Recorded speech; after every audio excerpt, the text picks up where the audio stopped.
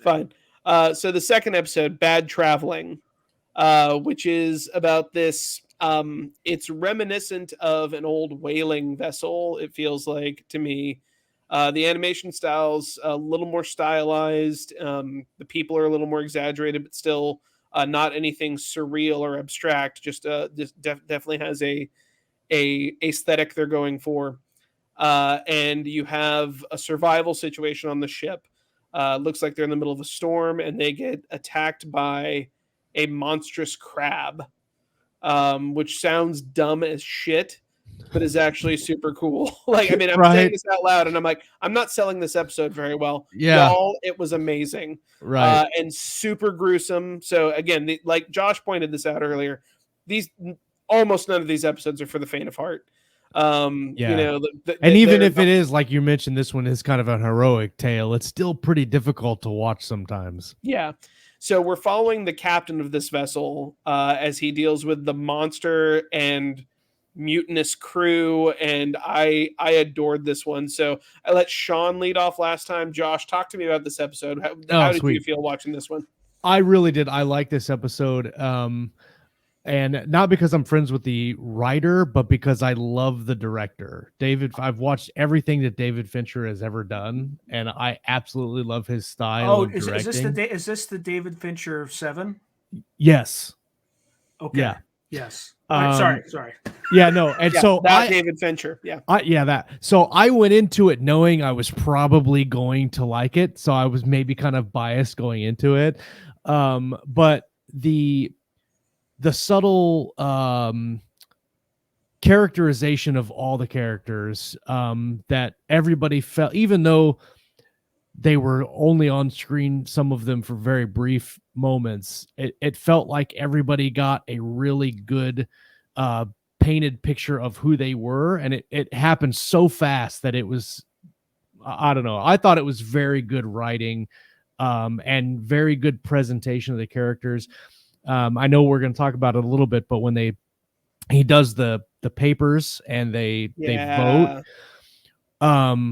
when he comes back later and was like, everybody, I don't know if we're going to talk. By the way, spoilers. Yeah, spoilers are clear. We're talking about episodes that are 10 to 20 minutes. Spoilers are clear. Right, we're cleared hot.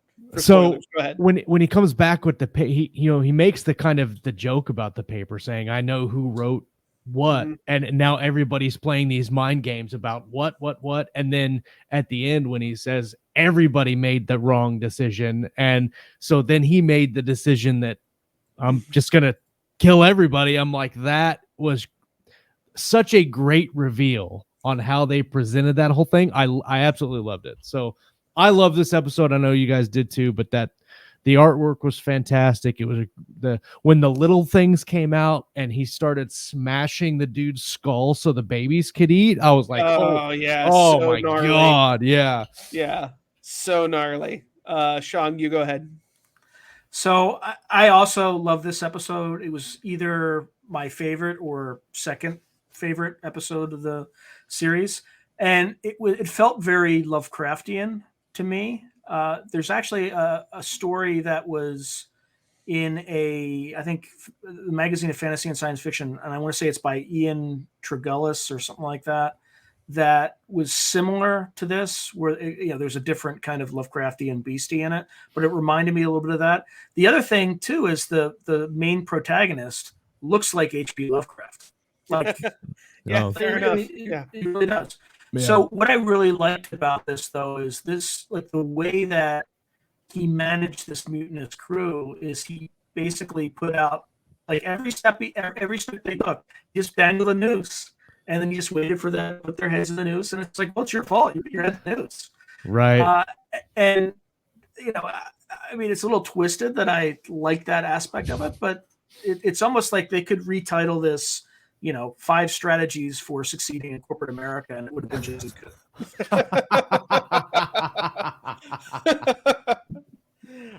Nice. So what I loved about it is watching through the first time. I don't know if you guys experienced this too. You're not sure about the captain's motivations at first, because he seems to be trying to pawn off danger on the crew. Maybe he's trying to like when he does we open up with the crab's initial attack, but then when they're trying to deal with it, he's like, oh, this is the only fair way, we're going to draw straws. Yeah. And then you're not sure if he's in the right. And then he, the big guy who dies very quickly, uses the straw drawing to say, okay, now this was to select me as captain, so I say throw him in with the crab. Right.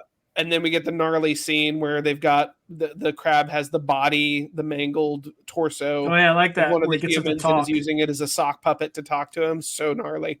And like throughout the whole thing, every trick he's playing on the crew to survive, it feels very Machiavellian. It feels very cold-blooded. But at the end, he is the one who's trying to protect innocence. That like I really love that character of.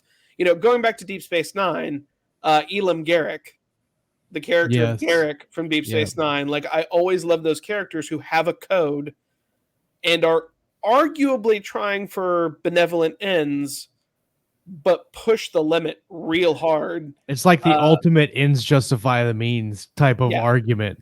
Mm-hmm. Because you're dealing with them. It's like a grimdark character, right? Yeah. Yeah. Well, and I feel like it borders, because I feel like grimdark, depending on how you define it, maybe the characters compromised more in grimdark very often. Like I think of like Game of Thrones before it objectively went to shit on TV, because I feel like whether you like grimdark or not, there are problems with the later seasons. Yeah. But there is still this problem with Game of Thrones that anybody who seems like they're moral is automatically stupid. Like Ned Stark to a certain extent, and Robb Stark definitely. Yeah. Just they're like, oh, these people are moral and they're dumb. Right. Yeah, it's like there are people who are both moral and not cognitively challenged. You're walking into a trap. I know it's a trap, but I must go. I'm like, come on. Or like the Red Wedding. Like I kind of appreciate the Red Wedding in a little sense, because I do like the subversion of, oh, well, the prince married the scullery maid. It's like in real medieval Europe, if the prince marries a scullery maid, it fractures an alliance and you end up with a war. Yeah. Yeah, that like the trade-off of being nobility and not having to live like a barely above an animal human in that period for most people is that a lot of your life was dictated, including who you married. Right. Which is why courtly love from that period, and going even up into the Edwardian and Victorian eras, courtly love, as they thought about it, was not between man and wife. It was the unfulfilled love of someone they actually had romantic feelings for, because most of the marriages were arranged. Again, little digression on the Red Wedding aside, I can appreciate. By the way, I love the Red Wedding. Like I remember like reading the book and me too. Seeing that happen, and I'm like, oh my god! I'm like, this is amazing. Like this is great. I had read the books and then watched the show, and my wife did not watch the show with me. She didn't watch the show until like season 6, and then we had to start over and watch it all the way through. And the episode before the Red Wedding, it might even have been that episode. She turns to me, she goes, "I really love Robb. He's my favorite character." And I knew what was coming. I said nothing. I just sat there. Yeah. And then it happened. And he looked smack you in the face, because good people die too. Yeah. Right? Yeah. And to us, I liked it to a certain extent, but at a certain point, Game of Thrones crossed over for me. Mm-hmm. And I was like, yeah, but now I don't care about any of these people. Yeah, it's realistic, but I could go ahead. I could start quoting the J.R.R. Tolkien versus George Martin rap battle. If you guys haven't seen that, remind me to send you the link, because that thing's amazing. Nice. But this character to me stays right in that pocket for me, that like he doesn't lose his center, and he's still a very capable survivor, and he's not a fool. Well, and he didn't, but he still retains his fool. He didn't have like any brawn. Like he had to definitely use his brains and his wits to get out of multiple situations, and he had to do it quickly and under duress and under stress. And those type of characters, when they come up on top, it's like he did good on multiple fronts, and it's fun to see characters that are smart like that. Yeah. But it's also ruthless. Let's let like 100%. sugarcoat it. Yeah. And like you pointed out the twist earlier, Josh, I thought that was so effective. When he does the vote and he says, "I've marked it, so I know who the traitors are," and he gives everyone you give everyone that out of like, oh, he doesn't realize I was one of the ones who voted. He must have missed me. Yeah. Right. And then at the very end, when he turns it on him, you all marked X. Yeah. Cowards. Yeah, because he gave him a chance, right? Yeah. Again, he another opportunity where he gave them the news, like to say, no, like I can, like, no, you should sacrifice me because these two people are probably innocent because I'm one of the people who voted. Not a single person did that.